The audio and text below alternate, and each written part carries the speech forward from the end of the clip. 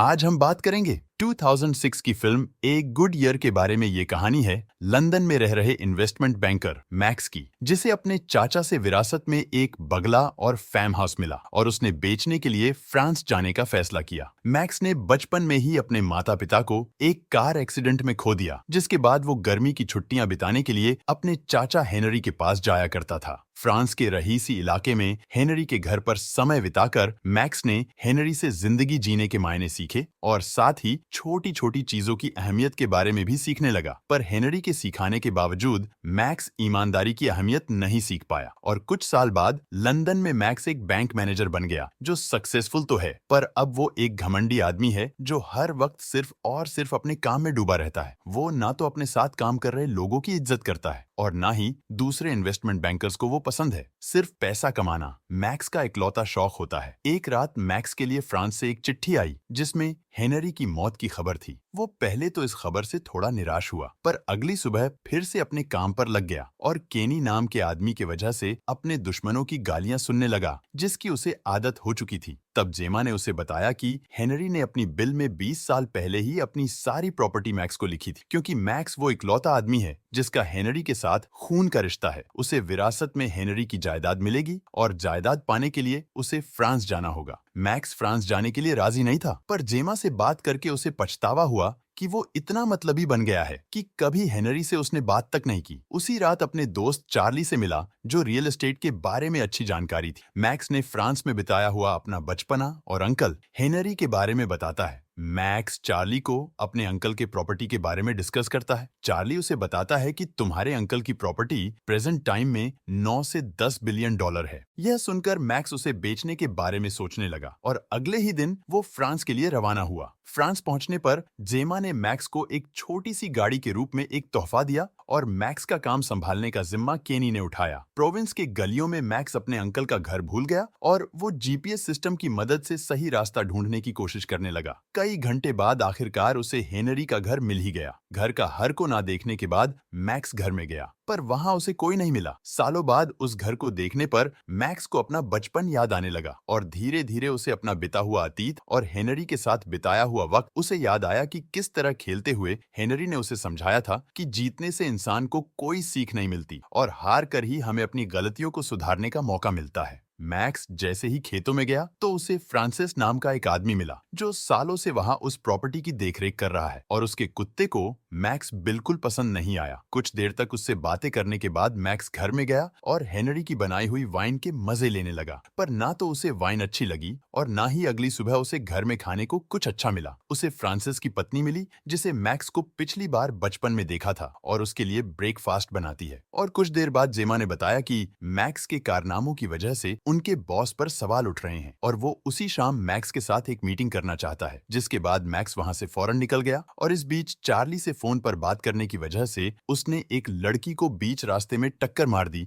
जिससे वह डिसबैलेंस होकर गिर गई। मैक्स हेनरी की वकील नेडिली से मिलकर उसे बताया कि वह इस प्रॉपर्टी को बेचना चाहता है, पर नेडिली जानती थी कि हेनरी ऐसा नहीं चाहता था, क्योंकि वह विन्यार्ड ही फ्रांसिस और उसके परिवार का सहारा है, क्योंकि ये 20 साल से वही काम कर रहे हैं और ये उनके घर जैसा लगता है। और फ्रांसिस ने भी ना बेचने के लिए मैक्स से रिक्वेस्ट की। मैक्स को इस बात से पछतावा तो हुआ, पर उसकी एक भी नहीं सुनी। निकलने से पहले मैक्स ने प्रॉपर्टी की तस्वीरें लेने लगा। जब वो डाइविंग बोर्ड पर खड़ा होकर स्विमिंग पूल का फोटो ले रहा था, तभी डिसबैलेंस होने से वह स्विमिंग पूल में गिर जाता है। वो पूल से निकलने की काफी कोशिश करता है, पर पूल की ज्यादा हाइट होने के कारण मैक्स वहीं फंस जाता है। तो दूसरी तरफ वहां मौजूद लड़की को वो कार नजर आई, जिसकी वजह से वो सड़क पर गिरी थी, और जब वो मैक्स के सामने आई तो मैक्स उसकी खूबसूरती देखकर फिदा हो गया। मैक्स की मदद करने के बजाय उस लड़की ने उसका काम और खराब कर दिया और वह समय पर मीटिंग में नहीं पहुंच पाया। किसी तरह वो पूल से बाहर तो निकला, पर बहुत देर हो चुकी थी, क्योंकि एक हफ्ते के लिए मैक्स को सस्पेंड कर दिया गया था। अगली सुबह मैक्स अपने अंकल के कपड़े पहनकर सारे घर को अच्छे से देखता है, पर चार्ली ने जब उसे बताया कि वो जल्द ही प्रॉपर्टी बेच देगा, तो मैक्स के लिए एक हफ्ता अब ज्यादा लंबा नहीं लग रहा था। वो घर बेचने के लिए उस घर की हालत ठीक करने लगा,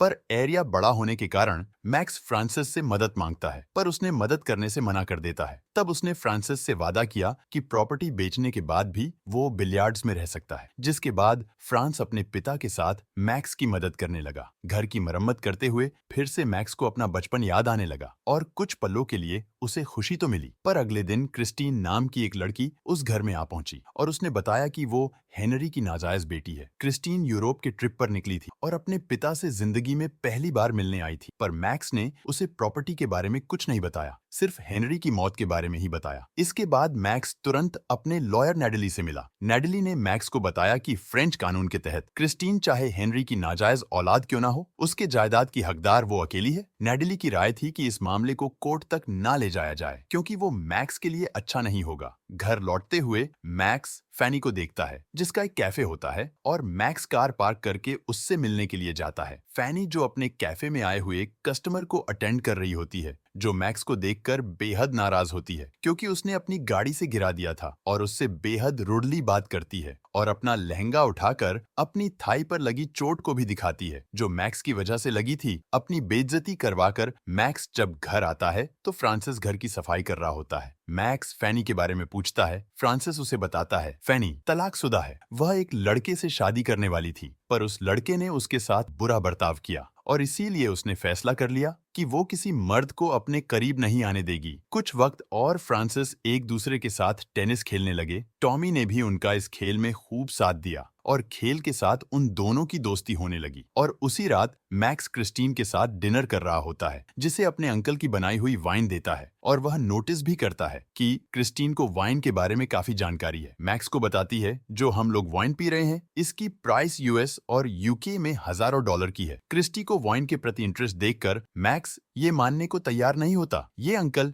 हेनरी की नाजायज बेटी है, और वो ये कहता है कि मेरे अंकल का बहुत सारी औरतों के साथ अफेयर था, पर वो कभी बच्चा पैदा करने की बेवकूफी नहीं कर सकते, क्योंकि उन्हें कभी रिलेशनशिप या शादी में कोई इंटरेस्ट नहीं था। मैक्स की ये सब बातें सुनकर क्रिस्टी अपना खाना लेकर अपने कमरे में चली जाती है। अगले दिन जब मैक्स फिर से फैनी से मिलने उसके कैफे गया तो उसे परेशान देखकर उसकी मदद करने की कोशिश करने लगा। मैक्स को अपने रेस्टोरेंट में काम करते और कस्टमर को संभालते देख फैनी को वो पसंद आने लगा। पर काम खत्म होने के बाद जब मैक्स ने उससे बात करने की कोशिश की तो फैनी ने उससे बुरा बर्ताव किया। निराश होकर मैक्स बाहर तो गया, पर उसने अब भी हार नहीं मानी और वही बाहर बैठ गया। जब फैनी कैफे बंद करके जा रही होती है तो मैक्स को बाहर बैठा देख उसके साथ डेट पर जाने के लिए मान गई। शाम को मैक्स फ्रांसिस के घर डिनर पर गया, जहां फ्रांसिस के पिता फ्रांसिस की बनाई वाइन पीना नहीं चाहते थे। वो वही वाइन लेकर आए जो मैक्स और क्रिस्टीन ने पी थी, और मैक्स को बताया गया कि ये वाइन सबसे बेहतरीन वाइन है, पर ये कोई नहीं जानता कि इस वाइन को कौन बनाता है। कुछ समय बाद शराब के नशे में मैक्स कहने लगा कि इस बात का कोई सबूत नहीं है कि क्रिस्टीन हेनरी की ही बेटी है, और जवाब में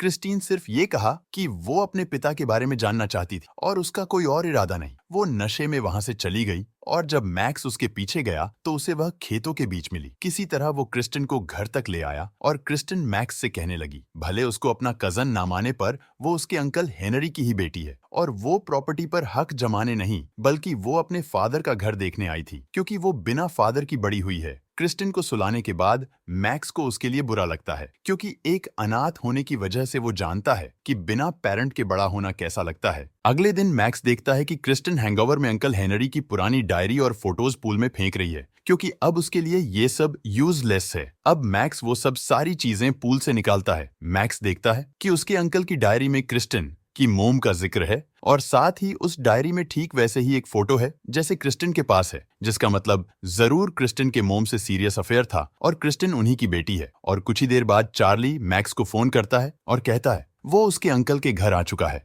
फिर वो अपने दोस्त को वहीं छोड़कर फैनी से मिलने चला गया। कुछ देर बाद चार्ली को क्रिस्टीन मिली और उसे एक ऐसा मौका मिला जिसे वो छोड़ना नहीं चाहता था। एक तरफ मैक्स और फैनी एक दूसरे के करीब आ रहे थे, तो दूसरी तरफ चार्ली क्रिस्टीन के करीब आ रहा था। उसी रात मैक्स और फैनी साथ रहे, पर अगली सुबह फैनी बिना बताए वहां से जाने लगी। जब मैक्स नींद से जागा तो उसने फैनी से जाने की वजह पूछी, और जवाब में फैनी ने कहा कि मैक्स अपना काम करके वापस लंदन जाने वाला है और इसलिए वो दोनों कभी एक साथ नहीं रह सकते। उसने कहा कि मैक्स की जिंदगी लंदन में और उसकी जिंदगी प्रोविंस में है, उसी दिन मैक्स ने चार्ली को बता दिया कि वो फैनी से बहुत प्यार करता है और वो शायद इस घर को बेचना नहीं चाहता। चार्ली के जवाब से मैक्स को समझ आया कि उसने अपनी जिंदगी पैसे कमाने में ही बीता दी और ना तो उसे कोई आराम मिला और ना ही कोई खुशी।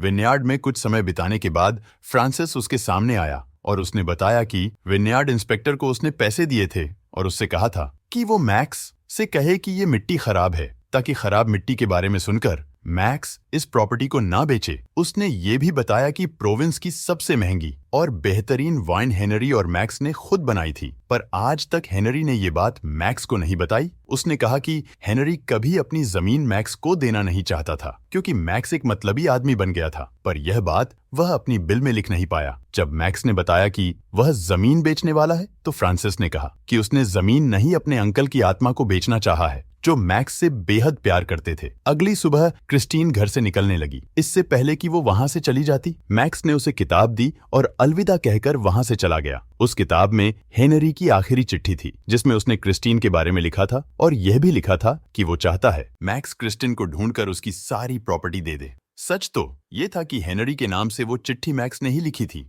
ताकि क्रिस्टीन को उसका हक दे दे, और बिना जमीन बेचे वो लंदन चला गया। और जेमा ने अपने सामने एक बदला हुआ मैक्स को देखा। मैक्स को उसके बॉस नाइजेल ने अपने पास बुलाया और उस पर चिल्लाने लगा। नाइजेल के आसपास की खोखली दुनिया को देखकर मैक्स को एहसास हुआ कि उसकी नाइजेल की तरह बनने की कोशिश हमेशा से उसकी एक गलती थी। मैक्स को उस दिन याद आया कि वो बचपन में फैनी से मिला था जब हेनरी और फैनी की माँ एक दूसरे के दोस्त थे। फैनी तब से ही मैक्स को पसंद करती थी और उसने उसके कान में कुछ कहा था जो मैक्स को अब याद आ गया है। अंत में अपनी नौकरी छोड़कर और लंदन का अपना घर बेचकर मैक्स प्रोविंस वापस चला गया और उसे अपने सामने देखकर फैनी बहुत खुश हुई। मैक्स ने उसे माफी मांगी और कहा कि वो फैनी से शादी करना चाहता है और यही प्रोविंस में रहना चाहता है। उसने फैनी से वो बात कही जो बचपन में फैनी ने उसके कान में कही थी और मैक्स वही इंसान फिर से बन गया जिसे उसने खो दिया था। क्रिस्टीन और मैक्स दोनों ही उस घर में रहने लगे और वाइन का काम क्रिस्टीन संभालने लगी। फैनी और मैक्स ने एक दूसरे से शादी कर ली। आखिरकार मैक्स को खुश देखकर हर कोई खुश हुआ और ये मूवी यहीं पर खत्म हो जाती है।